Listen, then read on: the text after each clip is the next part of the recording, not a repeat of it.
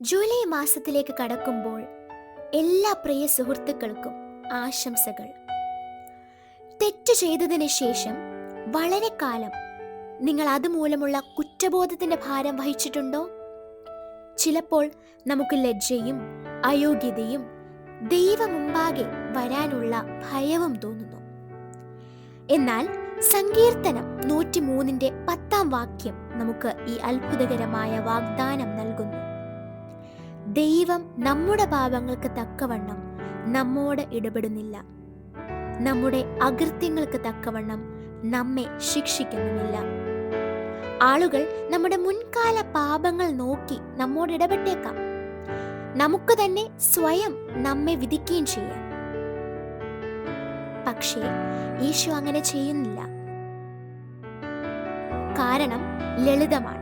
കുരിശിലെ മരണത്തിലൂടെ യേശു നമ്മുടെ പാപങ്ങൾക്ക് വേണ്ടിയുള്ള വില നൽകി കഴിഞ്ഞിട്ടുണ്ട്. യേശുവിലൂടെ നമുക്ക് ക്ഷമയും കരുണയും ഒരു പുതിയ തുടക്കവും ലഭിക്കുന്നു. നിങ്ങൾ എന്ത് ചെയ്താലും സാരമില്ല, ആത്മാർത്ഥമായ ഹൃദയത്തോടെ തന്നിലേക്ക് വരാൻ ദൈവം നിങ്ങളെ ക്ഷണിക്കുന്നു. നിങ്ങൾ അവന്റെ ക്ഷമ നേടുകയല്ല, നിങ്ങൾ അത് സ്വീകരിക്കുക മാത്രമാണ് വേണ്ടുന്നത്. നിങ്ങൾ ദൈവത്തോട് നിലവിളിക്കുമ്പോൾ അവൻ ശിക്ഷാവിധിയോടെയല്ല, മറിച്ച് സ്നേഹത്തോടെയും കൃപയോടെയും ആശ്വാസത്തോടെയും പ്രതികരിക്കുന്നു. കാരണം അവന്റെ സ്നേഹം നമ്മുടെ കാര്യനിർവഹണത്തെ അല്ല, അവന്റെ സ്വഭാവത്തെ അടിസ്ഥാനമാക്കിയുള്ളതാണ്. അതുകൊണ്ട് ഇനി നിങ്ങളുടെ ഭൂതകാലത്തിന്റെ ഭാരം ചുമന്നുകൊണ്ടിരിക്കരുത്. അത് യേശുവിന്റെ അടുക്കൽ കൊണ്ടുവന്ന് അവന്റെ കാൽക്കൽ വെക്കുക.